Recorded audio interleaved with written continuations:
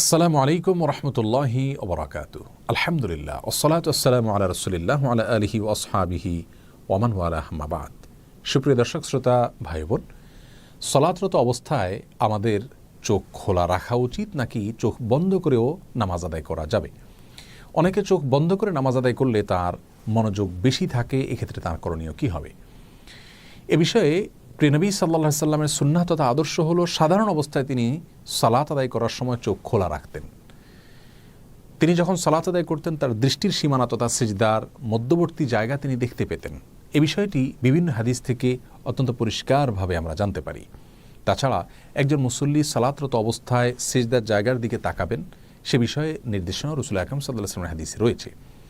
সুতরাং সাধারণ এবং স্বাভাবিক অবস্থায় একজন মানুষ চোখ খোলা রেখে সালাত আদায় করবেন, সে বিষয়টি তার জন্য উচিত এবং উত্তম এবং সুন্নাহসম্মত। তবে যদি কেউ সালাতরত অবস্থায় তার দৃষ্টির সীমানায় এমন কোনো কিছু দেখতে পান বা এমন কিছু পড়ে তার দৃষ্টির সীমানায় যেই বিষয়টি দেখা তার জন্য গুনাহের, তাহলে অবশ্যই তিনি চোখ বন্ধ করে সালাত আদায় করবেন। আর যদি যৌক্তিক কোনো কারণে তার চোখ বন্ধ করে সালাত আদায় করতে হয়, যেমন স্বাস্থ্যগত কারণে ইত্যাদি, তাহলে অবশ্যই তিনি সালাত আদায় করতে পারবেন চোখ বন্ধ করে।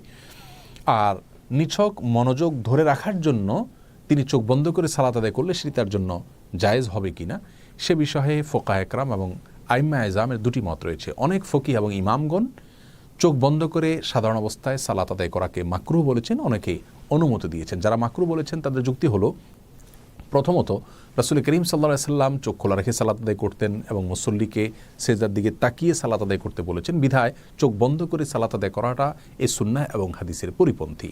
আর দ্বিতীয়ত কোনো কোনো বর্ণনা দ্বারা জানা যায় যে ইয়াহুদিরা চোখ বন্ধ করে ইবাদত করতো, সালাত আদায় করতে, বিধায় তাদের সঙ্গে যেন মিল না থাকে বা বৈপরীত্য থাকে, আমাদের ইবাদতের যেন স্বাতন্ত্র্য থাকে, সেজন্য আমাদের চোখ খোলা রেখে সালাত আদায় করা উচিত, চোখ বন্ধ করে সালাত আদায় করা মাকরুহ।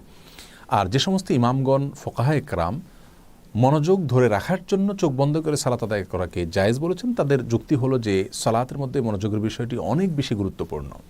অনেক সময় মনোযোগ না থাকার কারণে সালাত অনেকটাই অর্থহীন হয়ে যায়, যার কারণে এই গুরুত্বপূর্ণ বিষয়টির খাতিরে যদি কারোর চোখ বন্ধ করতে হয় তাহলে সেটা একটা ওজর বলা যেতে পারে।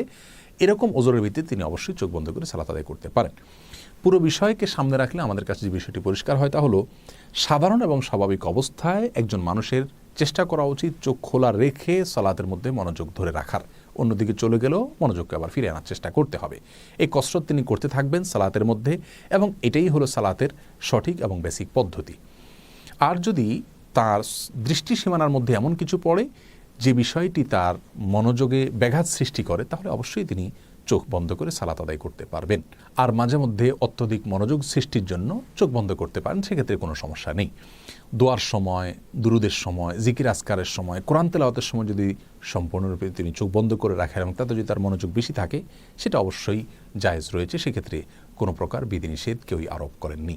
আল্লাহ রাব্বুল আলামিন আমাদের সকলকে সর্বাবস্থায় রাসূল আকরাম সাল্লাল্লাহু আলাইহি ওয়াসাল্লামের সুন্নাহসম্মত উপায়ে প্রত্যেকটি ইবাদত সম্পাদন করার তৌফিক দান করুন।